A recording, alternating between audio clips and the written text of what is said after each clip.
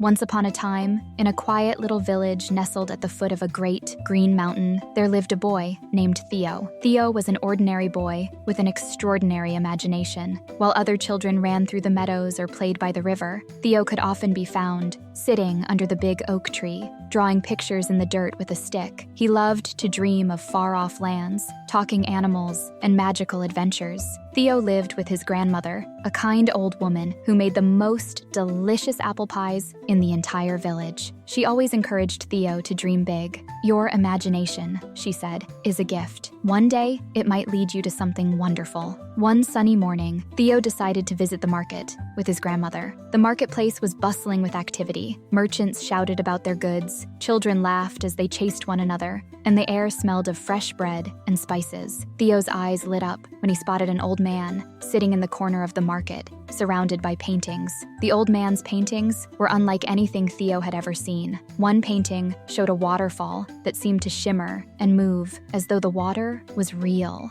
Another displayed a forest so lush and green that Theo could almost hear the rustling of leaves. Theo couldn't resist. He approached the old man and asked, "How do you paint something so magical?" The old man smiled, his eyes twinkling like stars. "It's not the brush or the paint," he said. "It's the heart of the artist. But sometimes, a little magic doesn't hurt." He reached into his satchel and pulled out an old wooden paintbrush. The handle was worn smooth, and the bristles gleamed like gold in the sunlight. "This," the old man said, handing the paintbrush to Theo, "is no ordinary paintbrush. It can bring your imagination to life. But remember, young artist, with great magic comes great responsibility." Theo was astonished. "What do you mean?" he asked. "You'll find out," the old man replied with a wink. Before Theo could ask more questions, the old man packed up his paintings and vanished into the crowd. That evening, Theo decided to try out the paintbrush. He gathered some paint his grandmother had saved and went outside under the light of the full moon.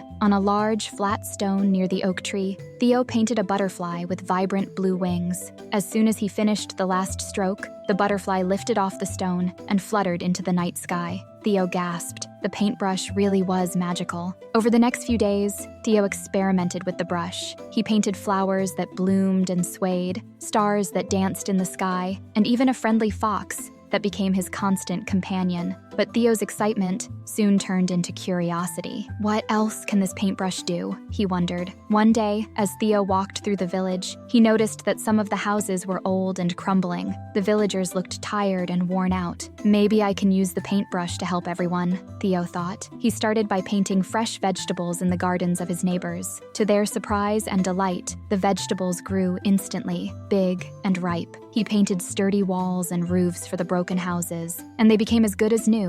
The villagers were amazed and grateful, calling Theo their hero. But as word of Theo's magical paintbrush spread, not everyone in the village had good intentions. A greedy merchant named Mr. Grindle heard about the brush and thought, "If I had that paintbrush, I could become the richest man in the world." One night, while Theo was fast asleep, Mr. Grindle sneaked into his house and stole the paintbrush. The next morning, Theo woke up to find it gone. He was heartbroken. Mr. Grindle, meanwhile, began using the paintbrush for selfish reasons. He painted piles of gold and jewels, grand mansions, and expensive clothes. But the more he painted, the more things began to go wrong. The gold turned to sand, the mansions crumbled, and the clothes unraveled into threads. Furious, Mr. Grindle stormed back to Theo's house, accusing him of giving him a broken paintbrush. Theo, though still sad about losing the brush, realized that the magic worked only when used with a pure heart. "You can't force magic to work for greed," Theo explained.